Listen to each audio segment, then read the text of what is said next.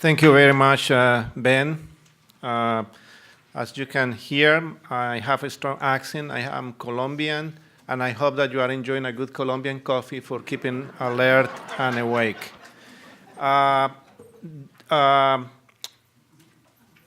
When I see a patient with transmyelitis, or when I see a patient with myelopathy, unfortunately, I have a very bad situation in my brain. It's because as a neurologist, I'm seeing a patient. I'm seeing how they are acting, etc. But unfortunately, I apologize for saying this, as a neuropathologist, I'm also imagining what is going on in the spinal cord, okay? What is going on in the brain. And I need to do that for understanding what is the characteristic of the problem, what is the clinical problem. So what I like to do in the next few minutes is I like to go and explain in different ways that the pathways to recovery depends of what is going on in the spinal cord since the beginning. In other words, when we call a patient, we say a patient has transmyelitis, we need to understand exactly what is the meaning of transmyelitis. Before I explain everything, I need to acknowledge that we are in this great activity because there are a lot of people that for more than 20 years have been participating in education and encouragement of patients with transmyelitis. And I need to acknowledge that the Transmyelitis Association has been really a great help for pushing us to be working with patients with transmyelitis. A lot of people have helped us. And in 1999, with one of my classmates of residency, Douglas Kerr, we start just working actively in the process of directing the management and helping patients with transmyelitis. At this moment at Johns Hopkins, we have a very nice group of people, and we regret and we always say that Texas is really a strong state that was able to take Ben Greenberg from us. But Ben was part of this consortium of people that have been always participating in the recovery and education and diagnostic and management of patients with transmyelitis. At this moment, I have a very good set of colleagues, and Maureen is the nurse in charge of the Transmyelitis Center, but there are a lot of people involved in the Transmyelitis Center, including Michael Levy, Dan Becker, who are here and will be talking in the next few minutes. What I like to achieve with this lecture is two things. Number one, that you understand what is the meaning of transmyelitis from pathological point of view, and number two, how that applies to the process of recovery, how that knowledge of the transmyelitis is going to have a meaning for recovery and rehabilitation. When we start working in transmyelitis in 1999 and 2000.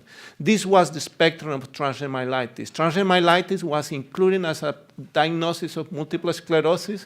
Neuromyelitis optica was included among the differential diagnosis of multiple sclerosis, and mostly every patient with transmyelitis was treated in multiple sclerosis clinics or treated as patient with multiple sclerosis. Fortunately, in the past several years, we have learned more and more about transmyelitis, and we understand that transmyelitis is no longer a subset of patients with multiple sclerosis. We understand that neuromyelitis optica is no longer a subset of patients with multiple sclerosis. And this is extremely important for understanding what is going to be the outcome of the disease and what is going to be the process of rehabilitation in a patient diagnosed with myelitis. So what I think that is going to happen in the next several years is that many of these diagnoses are going to be modified. For example, we have now a better understanding of neuromyelitis optica. We have now a concept of neuromyelitis optica spectrum in which neuromyelitis optica is included. We understand that some patients with transmyelitis are no longer myelitis, but mostly vascular myelopathies. And we have a better understanding of some of the rheumatological problems that may produce problems like myelitis. In 8 years or more, I believe that we may need to delete the term transverse from the diagnosis of transient myelitis, and we can leave that diagnosis as myelitis, because it's very likely that we are going to learn more and more about what is the pathogenesis of this disorder that is not necessarily transverse, but produce inflammation in the spinal cord. And it's very likely that we are going to understand much better what is the meaning of neuromyelitis optica, and perhaps the diagnosis of multiple sclerosis is going to be split in many other diagnoses, because we know very well that there is a lot of heterogeneity in that disorder. And at this moment, we are learning more and more about vascular myelopathies, and it's very likely in the next few years, we are going to understand much better the pathology associated with vascular disorders in the spinal cord. So for understanding what is transient myelitis and myelopathy, we need to understand the spinal cord and what is going on with the different problems of the spinal cord. I always go to Google. So I went to Google Maps and I say roads to recovery in myelopathies. And what I found was that, number one, I need to establish a right diagnosis. Is this really myelitis? Or is this another type of disorder? Is this really myelitis, or is this multiple sclerosis, or is this a vascular myelopathy? That is critical for recovery. The number two issue is we need to understand what is the lesion, where is the lesion? We need to understand what is the magnitude of involvement. We need to understand what is the topography of the involvement, because if the problem associated with that myelopathy is predominantly a sensory problem, the target of treatment need to be different. If the problem in that patient is specifically a motor problem, we need to target the issues just with activities directed to rehabilitation. And we need to treat quickly what we are able to treat. And unfortunately, this is one of the major roadblocks to recovery. We are not treating patients correctly.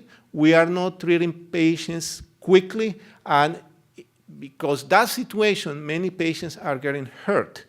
Number one, because they are not getting the right treatment with anti-inflammatory medications.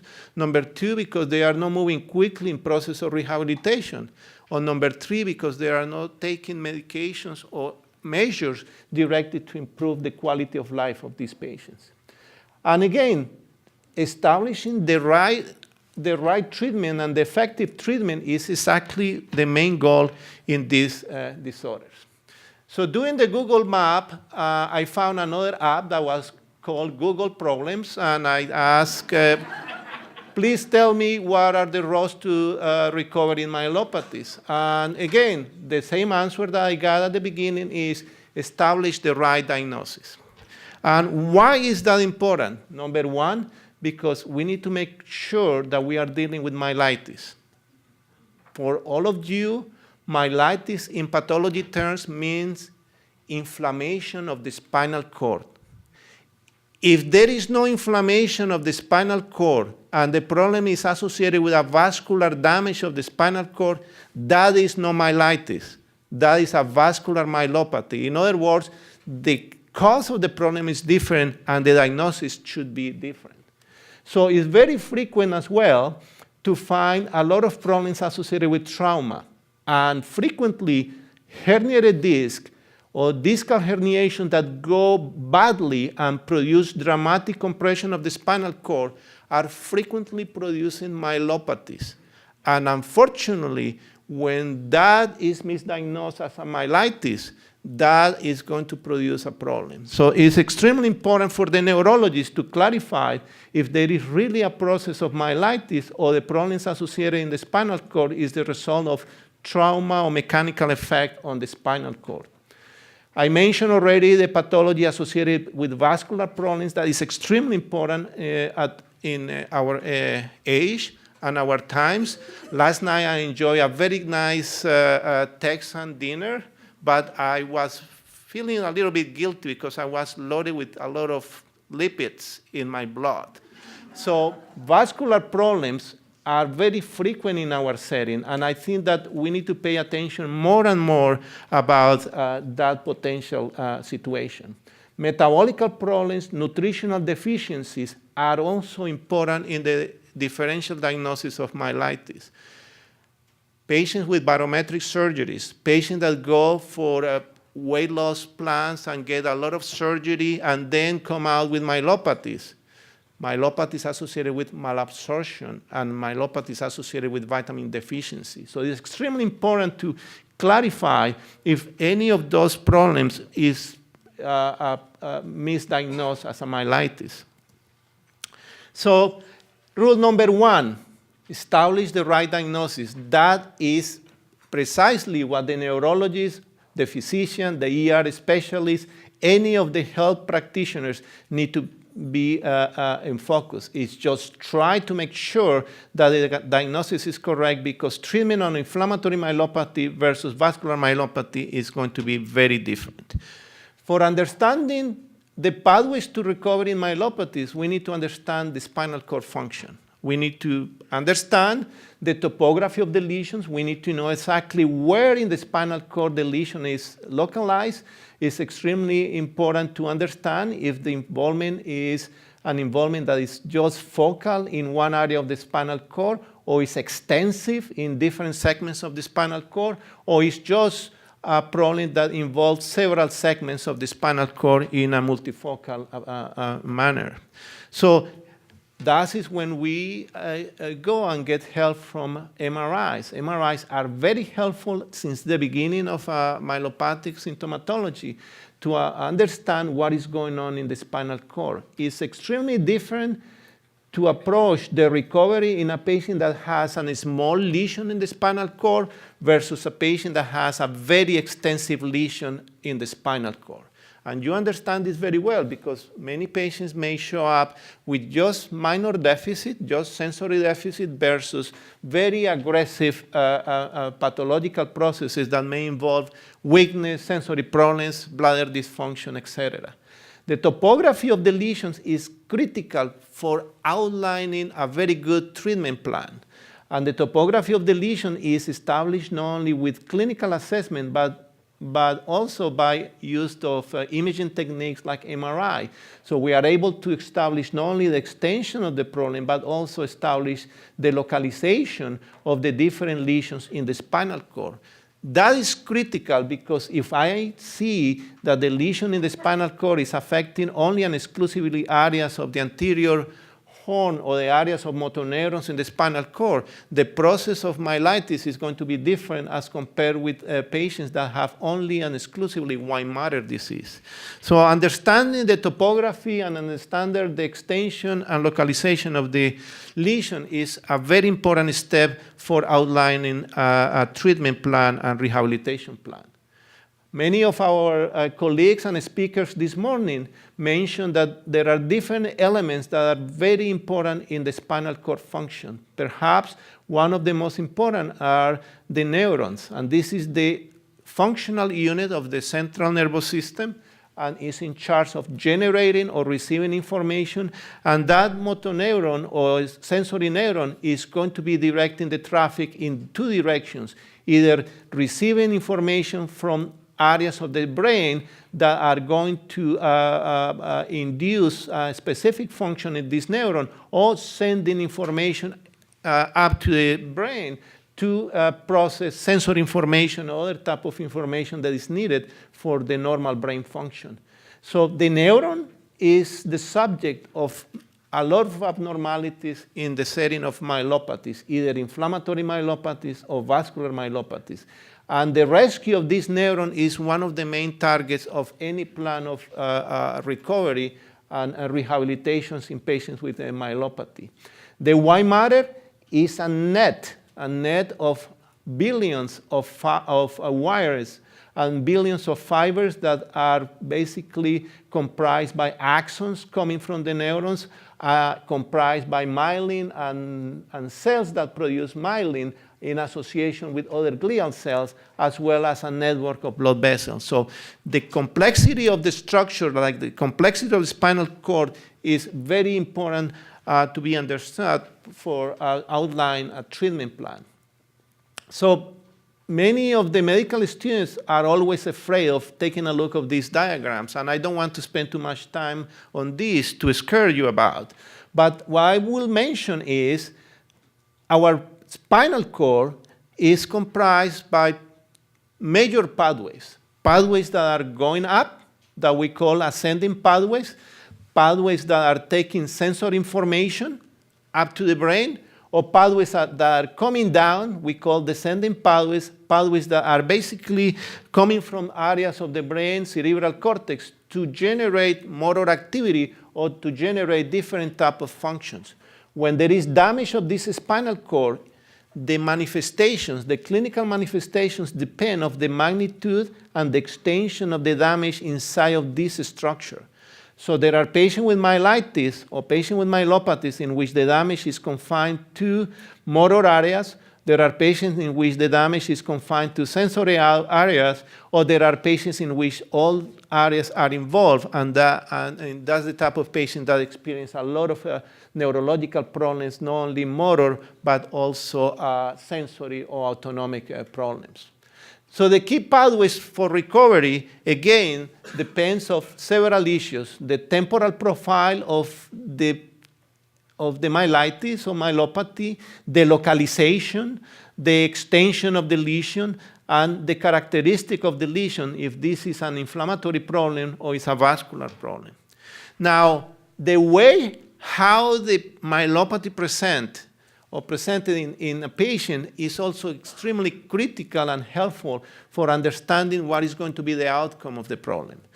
Many patients with myelitis or myelopathy may present with weakness, numbness, bladder dysfunction, but not everybody presents in the same way, at least when we analyze the temporal profile. Some patients have a very hyperacute onset of symptoms, are patients that develop a myelopathy in a matter of minutes or hours. There are patients that develop myelopathies in a matter of days, or there are patients that develop myelopathies in a matter of weeks, right? So this is a very important aspect of establishing a differential diagnosis, because the presentation, either hyperacute, acute, subacute, or chronic, we will define exactly what is the type of pathological process that is going on in the spinal cord. So we use that approach from clinical point of view for defining, for example, that frequently, not always, but frequently, patients that develop myelopathic syndrome in a set of minutes or hours, frequently those patients have vascular myelopathies. Or patients that develop myelopathic symptoms in a matter of hours or days, frequently are the typical patients with acute transient myelitis. However, there are other patients that develop myelopathies in a matter of weeks and even months, and these are the patients that we identify as a chronic myelopathies, and probably the best example is neurosarcoidosis. That is a granulomatous inflammatory lesion that may present frequently in the spinal cord. And as you know, multiple sclerosis frequently is a disorder that has a relapsing remitting pattern, but occasionally may present as a subacute or acute symptomatology, and that is when frequently there is confusion about the diagnosis with myelitis or transient myelitis. So this is a very important aspect for outlining the process of treatment. Now, you already know very well that when we establish a diagnosis of inflammation in the spinal cord, the approach that we have is use of anti-inflammatory medications. We use different type of steroid treatment, either intravenous treatment, oral treatment. But at this moment, this is the first approach that we have for treating patients with myelitis. And unfortunately, when we have a diagnosis of myelitis and we don't act quickly, the process of inflammation may lead to permanent damage of the spinal cord. So this is a very important step, is to treat aggressively and treat quickly when we have a patient with a diagnosis of inflammatory myelopathy. We have other approaches, including plasma exchange, immunosuppressive medications, or IVIG, to treat this inflammatory process. But again, everything depends on the magnitude extension of the problem, and also depends of how bad and how aggressive the myelopathic process is presenting.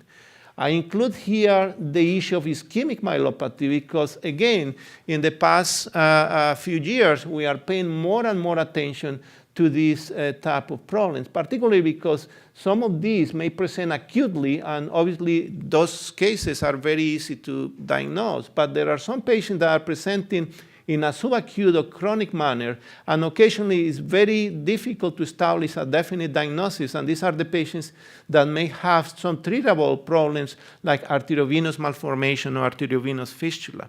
And blood vessels are critical for function of the spinal cord because the spinal cord has a very rich network of blood vessels. So anything that happens in arterial blood vessels or veins in the spinal cord is eventually going to affect the function. And establishing that diagnosis of vascular myelopathy is important for for differentiating with myelitis. So these are patients that may show up with MRIs that mimics very well myelitis, but unfortunately are patients that have other type of pathologies and cause of pathology, and in this case, vascular abnormalities that mimic and present clinically like patients with myelitis. I'm bringing this issue because in the future, we need to pay more attention to this type of pathology, particularly because these are processes in which there is a lot of potential for recovery, particularly if we are able to establish an early diagnosis. If, by mistake, we treat a patient with a vascular myelopathy with anti-inflammatory medication, plasma exchange, or IVIG, we may hurt the patient. So it's extremely critical that the neurologist and the clinician be aware about the potential presence of vascular pathologies.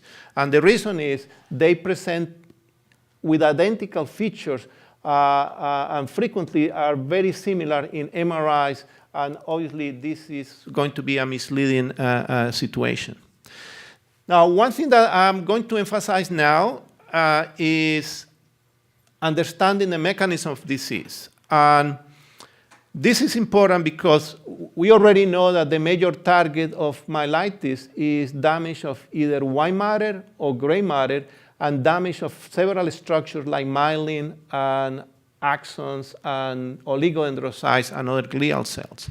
So what happens in transient myelitis is frequently that there is a very small focal process, inflammatory process in the spinal cord that may be present in different areas of the spinal cord, either in the white matter or even in areas of the gray matter, and eventually that's going to produce the dysfunction.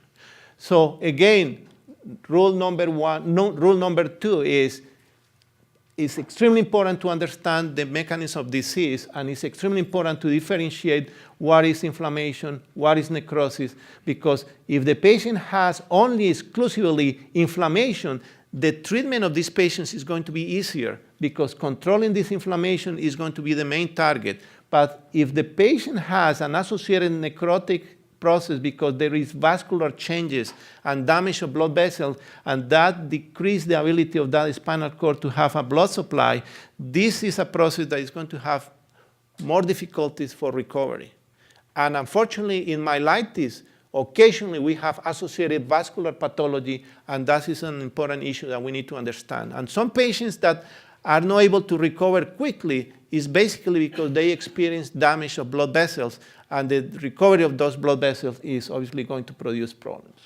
The timeline of this pathological process is critical. In the early stage of inflammation, we may experience problems associated with damage of blood vessels, swelling of the spinal cord, damage of the myelin, and eventually cell death. And this is what we really need to avoid, because otherwise we are going to continue a pattern of damage that is going to produce more neuroglial reaction, and eventually is going to produce a more cell death that is going to conclude later in process of extensive glial formation. This is an end stage of myelitis, and this happens frequently weeks after all of these processes occur. And if we avoid this situation, obviously we are going to be in a better setting for an aggressive treatment plan and recovery plan. So what are the new approaches that we have or we are investigating for management of this problem? So there are several ones. I already mentioned anti-inflammatory medications. There is a lot of interest in growth factors. Growth factors are chemical substances produced by glial cells and even by neurons. And these growth factors, as the name suggests, are substances that facilitate the growth of different cells and structures associated with the central nervous system. There is a lot of interest in development of promyelinating drugs, and there is going to be a talk by Dr. Greenberg tomorrow about anti-LINGO medications. This is one of the most promising approaches that we may have in the future. There is a lot of work in development of medications that target neuroglia. For example, medications that modulate the function of cells in the central nervous system, like microglia or astroglia. And there is a lot of investigation about producing drugs that limit the formation of this glia scar. And this is probably one of the interesting targets for the future. The use of anti-inflammatory medications is very well understood in the acute setting of myelitis. However, what we are learning based on animal studies and in recent years is fighting inflammation is good at the beginning, but that doesn't mean that even in subacute or chronic stages of myelitis, we need to keep targeting the patient with anti-inflammatory medications. What the reason is? The reason is in animal models, we are finding more and more evidence that there is some inflammation that may be beneficial for the recovery of the central nervous system. So we need to be very cautious in avoiding abuse of immunosuppressant medications. It's very clear that at the beginning, during the acute phase of myelitis, we need to treat. But it's still unclear if we are able to keep treating patients with immunosuppressive medication for a long time without producing a negative effect. That is something that probably we need to keep in mind. I mentioned before growth factors. Growth factor is a topic of research that has been going on for several years. And there are different types of nerve growth factor, brain-derived nerve growth factor, hepatic growth factor. There are many growth factors in general. The interesting approach with these growth factors are very selective in different areas of the spinal cord. And there are research trials right now with infusion of selective growth factors to see how those growth factors help in the recovery of different regions of the brain. There is a lot of work with medications that promote myelination, and one of the recent ones is anti-LINGO, and Dr. Greenberg is going to talk about that. I don't want to talk too much about that, but that is a very promising pathway for recovery in patients with a myelopathic process. Now, let me give you an example of things that are very hard in terms of processing.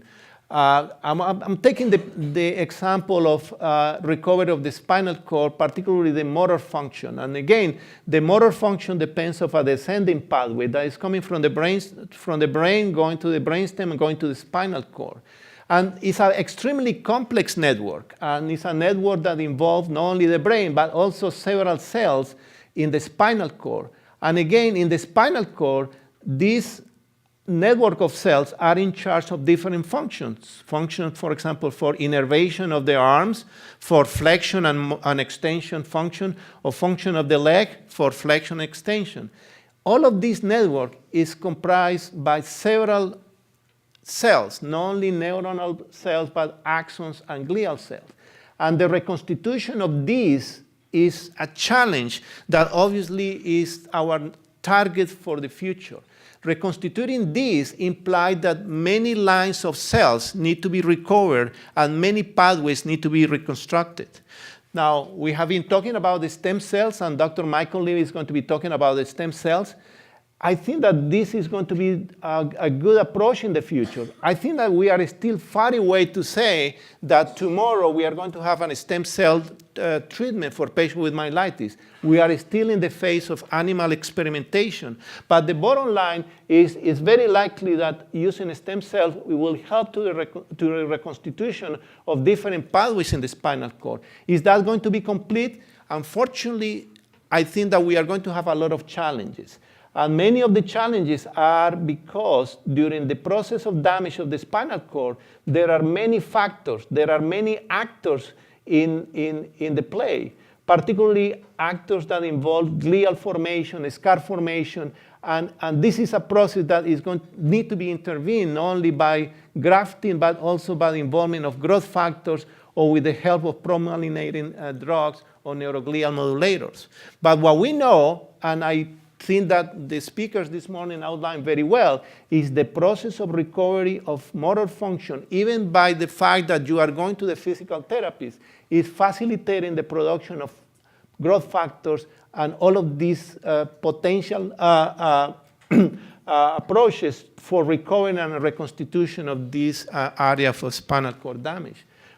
It's very well known in animal models of spinal cord damage and animal models of motor dysfunction that the main issue and the main roadblock for recovery of these pathways is the process of cell migration. Injecting cells in the spinal cord is not going to solve the problems. Facilitating the migration of those cells, the differentiation of those cells, and particularly the specialization of those cells in the spinal cord is what needs to be done in the near future. Because at this moment, we have all technology to inject the cells, to modify the cells, but we need to be working actively in the process of directing those cells to the right place in the spinal cord and facilitating one specific process, is the process of network formation to facilitate the recovery of that spinal cord. I have only 1 minute here, but I will reemphasize what was said this morning. One of the most important issues in recovery of patients with transient myelitis or any type of myelopathy is, number one, exercise and physical therapy. Number two, exercise and physical therapy. Number three, exercise and physical therapy. Number four, exercise and physical therapy. And that is not because we like to send patients to the clinic, to the physical therapy clinic. It's because animal models have already demonstrated that that process increases a very large amount of endogenous stem cells, and that is a process that is critical for recovery of the damaged spinal cord. And number two, because we already know that by doing so, we are increasing the amount of anti-inflammatory cytokines and chemical modulators that are going to be beneficial for reconstitution of that spinal cord network. And number three, because a lot of growth factors, similar to those that I mentioned before, are going to be increased in production because the activity, the physical activity, the electrical activity of the nerves and the neurons are going to facilitate the increase in production of those. Unfortunately, I ran out of time, but the message is there are a lot of good things in the future, but we need your support, and we need to keep doing the research. We need to keep working hard in the lab to have the discovery of new routes to improve the spinal cord, and particularly to improve the symptoms that many of patients affected by myelopathy is presenting. So thank you very much.